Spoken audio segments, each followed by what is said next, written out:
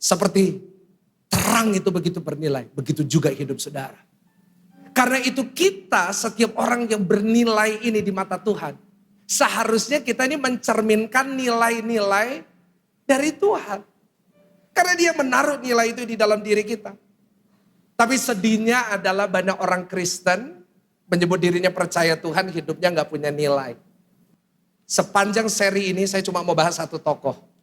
Tokoh ini disebut Adam yang kedua, manusia yang terakhir. Dan namanya adalah Yesus. Kita mau belajar dari Yesus karena dari semua manusia yang pernah hidup dan sampai kapanpun tidak ada manusia yang sempurna seperti Yesus. Gak ada yang mendekati.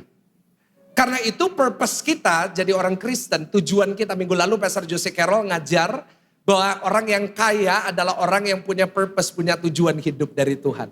Apa tujuan kita sebagai orang percaya? Tujuan kita semuanya sama, makin hari makin harus seperti Yesus. Ada amin? Nah, itu tujuan kita. Nah, karena itu kita harus belajar dari Yesus untuk jadi seperti dia. Nilai yang dia pegang itu apa? Nah, masalahnya hari ini adalah banyak orang-orang gak punya nilai seperti Yesus. Bahkan kalau kita lihat di sekitar kita, gak banyak Yesus-Yesus. Malah kalau kita lihat sekitar, kita lihat di sekeliling kita, pertanyaannya lebih banyak Yesus atau lebih banyak iblisnya? Kok gak ada yang berani jawab, saudara? Coba lihat sekitar, itu makin seperti Yesus atau iblis, saudara? Gak ada yang berani, kenapa? Pak, jangan sebelah saya iblis, Pak, haleluya, jangan.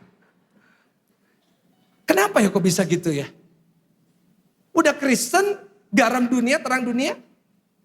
Tapi gak jadi seperti Yesus. Karena nilainya bukan dari Yesus. Kalau nilai kita dari dunia, kita makin hari jadi seperti dunia. Tapi kalau nilai kita dari firman, pasti makin hari makin seperti Yesus. Karena itu nilainya itu harus benar. Orang Kristen yang benar itu bukan cuma ke gereja cari berkat. Bukan cuma ke gereja cari mujizat. Bukan cuma ke gereja cari kekuatan, penghiburan. Enggak, itu bagus.